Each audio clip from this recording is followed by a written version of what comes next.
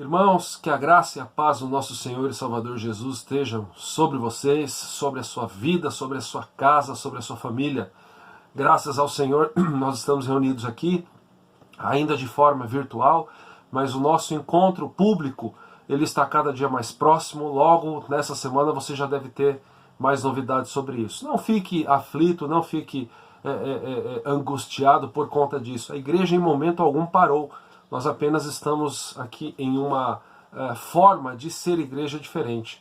Mas é claro que nós sentimos saudade de todos e nós estamos trabalhando para que nosso encontro público ele volte o mais breve possível. Enquanto isso, nós temos a palavra do Senhor para continuar a meditar. Eu queria que você olhasse não apenas para esse ano de 2020, porque esse ano tem sido tão diferente, na verdade, mas que você olhasse para toda a tua vida, para toda a obra da tua vida até agora. Eu estou aqui na casa dos 40 anos já e é um momento onde a gente começa a refletir um pouquinho, sobre as coisas que nós já passamos, sobre planos e sonhos que nós temos para o futuro. E muitas vezes eu fico imaginando uma linha do tempo, se Deus me der a graça de chegar nos meus 70, 80, 90 anos. E se o Senhor permitir eu chegar até lá, o que eu vou olhar e encontrar na minha vida? Quando eu olhar para toda a obra que eu realizei ou deixei de realizar. Quando eu pensar no legado, daquilo que eu estou deixando para as próximas gerações. E nós temos muita coisa boa, meus irmãos, para passar para as novas gerações.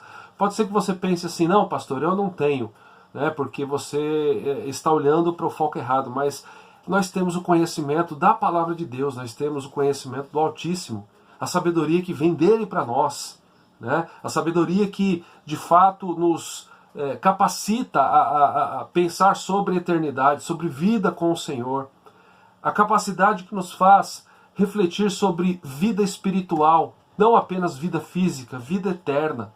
É uma mensagem que as pessoas precisam conhecer e nós sabemos disso. E o que nós temos feito com isso? Muitas vezes nós olhamos para a nossa própria caminhada e ficamos desanimados porque encontramos motivos, encontramos atitudes que gostaríamos talvez de voltar atrás, deixar de realizá-las. Mas Moisés também tinha isso na vida dele. Deuteronômio capítulo 34, acompanha a leitura que diz assim: Então subiu Moisés das campinas de Moabe ao monte Nebo, ao cume de Pisga, que está defronte de Jericó.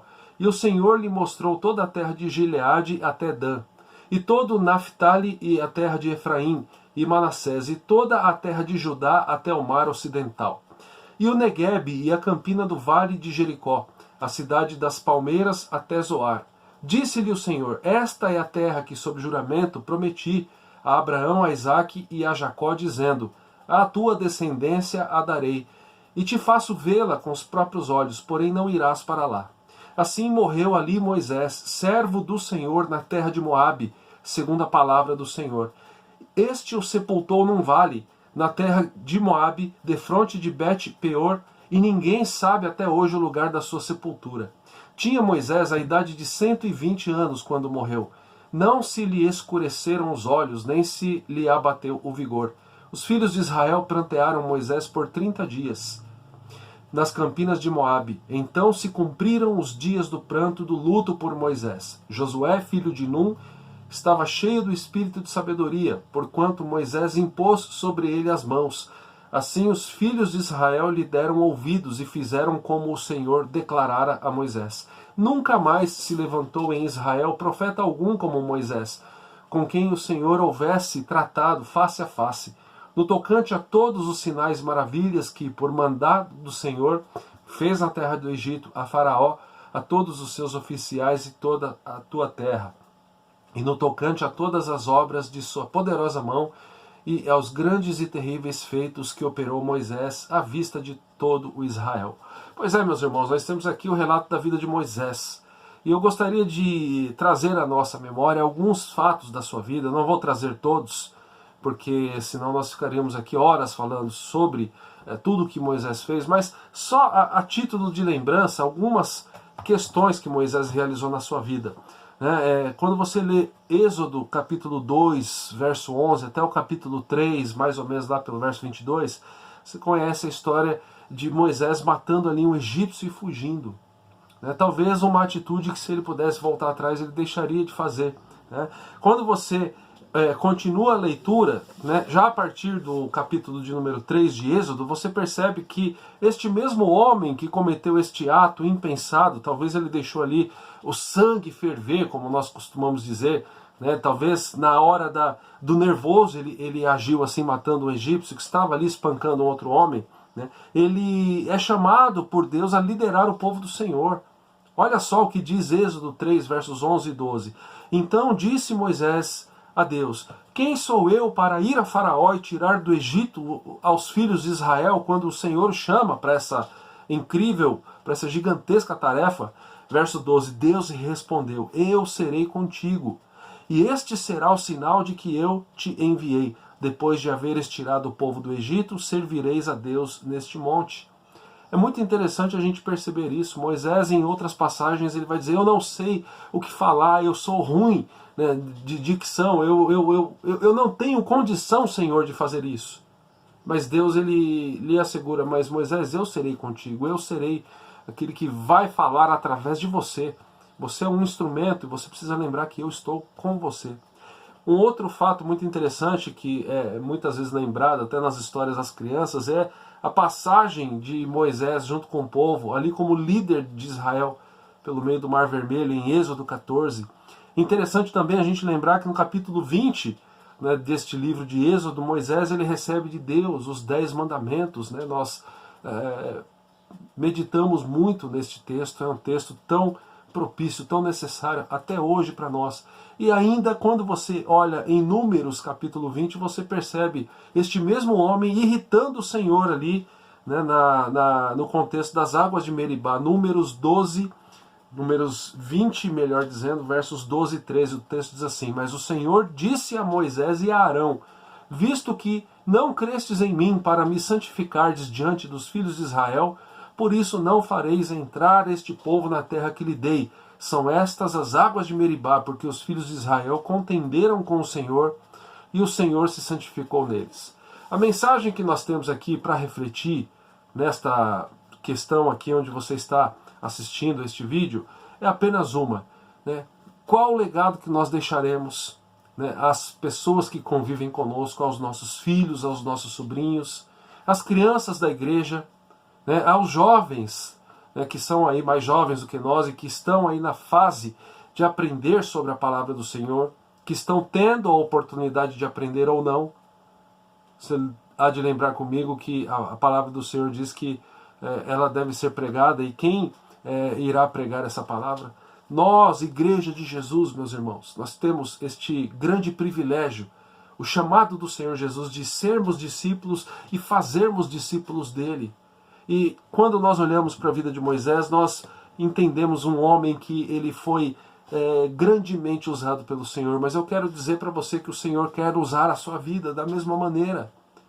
É muito interessante a gente olhar para a Bíblia e perceber como ela expõe a vida dos seus personagens. Quando nós olhamos para Moisés, percebemos atitudes dignas de um homem de Deus, mas atitudes também de um homem falho.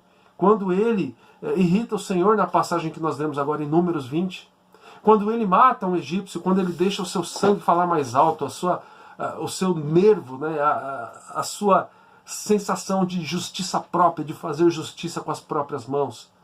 Quando você olha para outros homens como Davi, você percebe também tantos erros, mas o Senhor falando, por exemplo, a Salomão, seu filho: Salomão, se você for fiel a mim, como Davi teu pai foi, como ele andou em integridade comigo. Então, meus irmãos, a gente aprende aqui que mesmo com as falhas que nós temos, mesmo com os dias sombrios, com os pecados que nós confessamos ao Senhor, mesmo assim nós podemos servir a Deus.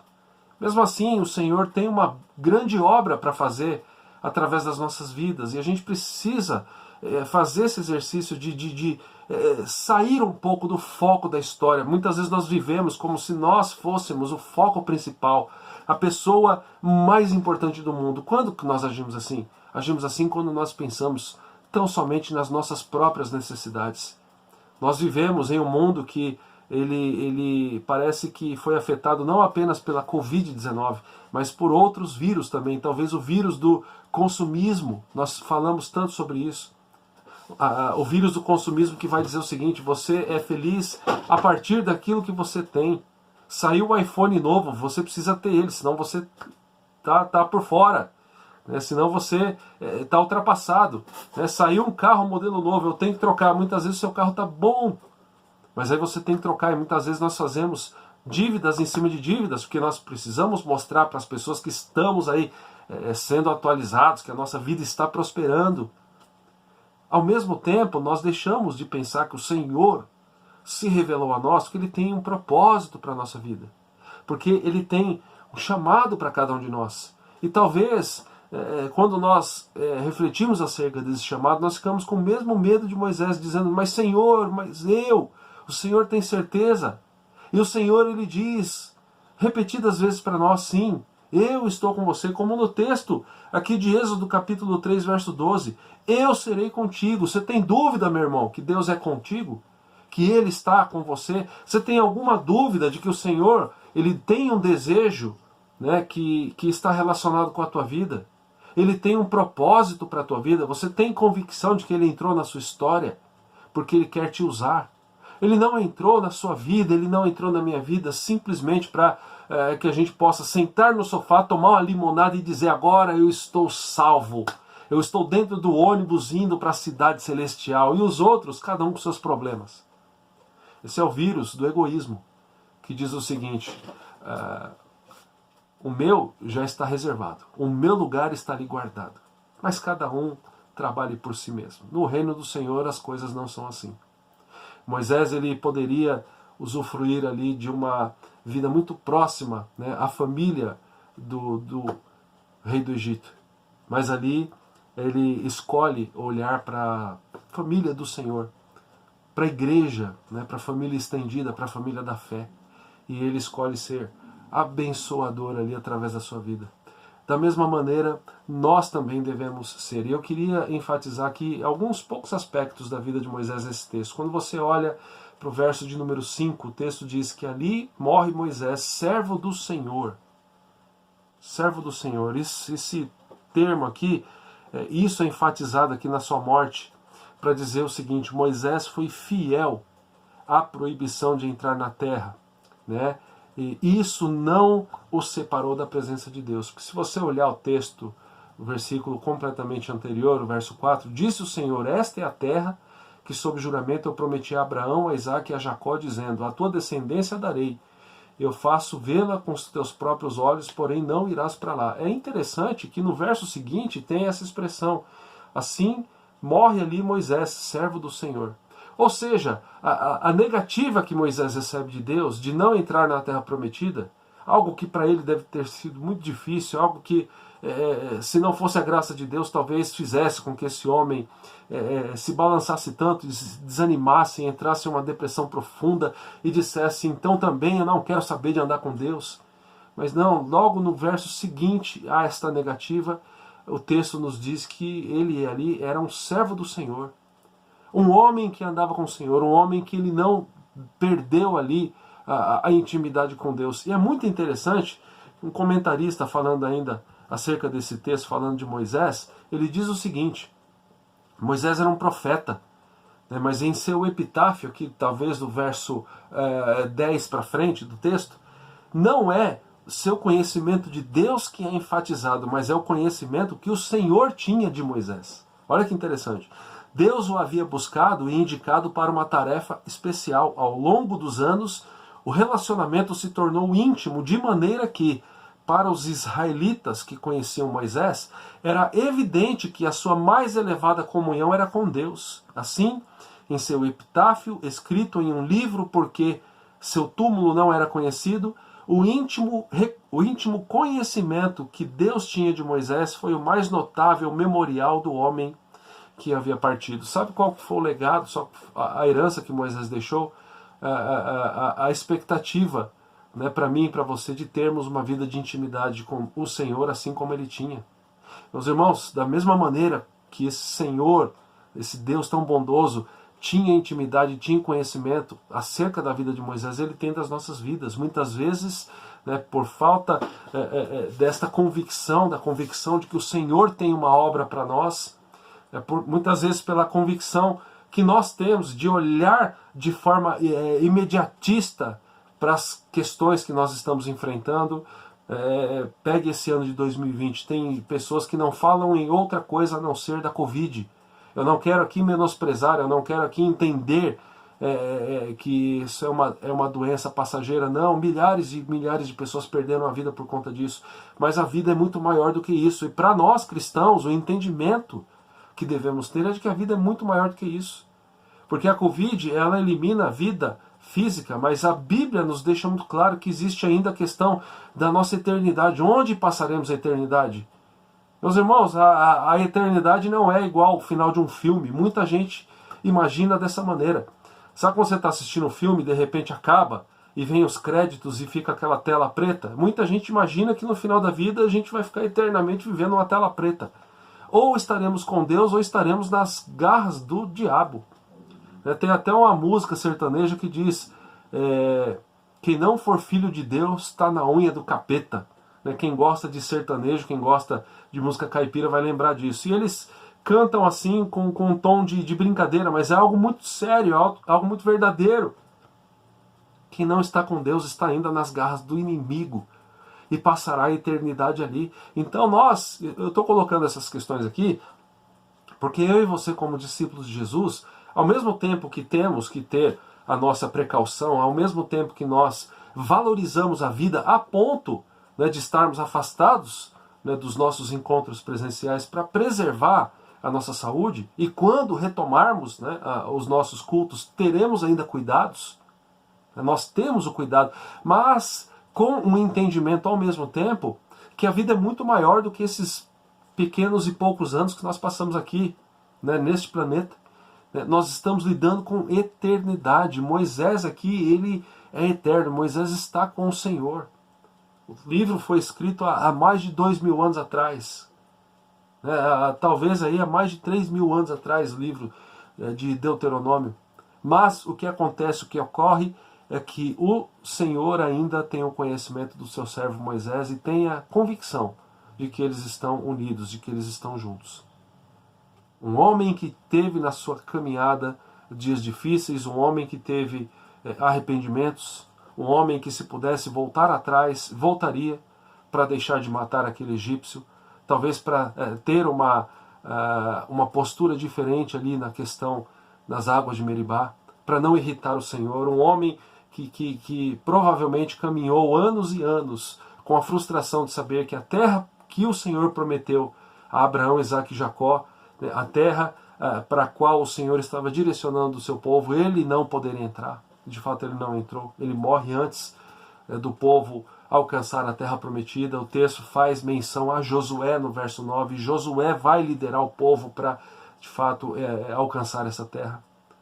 Um homem que, meus irmãos, assim como eu e você, teve os seus altos e baixos, mas um homem que ficou gravado na história da igreja, na história do povo do Senhor, como um grande profeta de Deus, como um homem que ali liderou o povo, como um homem que precisou enfrentar dias difíceis, precisou enfrentar um povo muitas vezes ingrato, um povo muitas vezes reclamão, um homem que por vezes ele desprezou até o seu relacionamento com a sua esposa, deixando a sua esposa. Quando a gente estuda a vida de Moisés, a gente percebe que ficou meses, talvez mais de anos, sem ver a esposa. Por quê? Porque ele estava completamente absorto ali no trabalho de liderar o povo de Israel. Um homem que precisou ter os seus olhos abertos por Jetro, seu sogro, dizendo: Moisés, isso que você está fazendo não é bom, você precisa de auxiliares. Você precisa de pessoas ali para te auxiliar, porque você sozinho não dá conta. Mas um homem que tinha um zelo pela obra do Senhor grande demais. E por que eu e você não podemos nos espelhar na vida deste homem de Deus, nesse grande profeta do Senhor, para que daqui a alguns anos a gente possa olhar para trás e agradecer ao Senhor falando assim: valeu, Senhor, obrigado porque o Senhor usou a minha vida, na vida de pessoas. Talvez nós não vamos liderar o povo e nem vamos passar pelo meio de um mar em seco, né, com as colunas, como a gente assiste nos filmes, né, neste fato, neste ocorrido. Mas a gente pode ser abençoador na vida dos nossos vizinhos, a gente pode ser abençoador na vida das crianças. Nós podemos, ali com os nossos dons, ali com o nosso dinheiro, com tudo que nós temos, meus irmãos, nós podemos ser homens e mulheres abençoadores.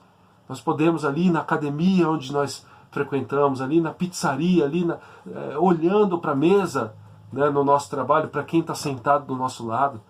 E a gente pode, assim como Moisés, abençoar as pessoas, porque sabe o que nós temos em comum com Moisés? O conhecimento de Deus.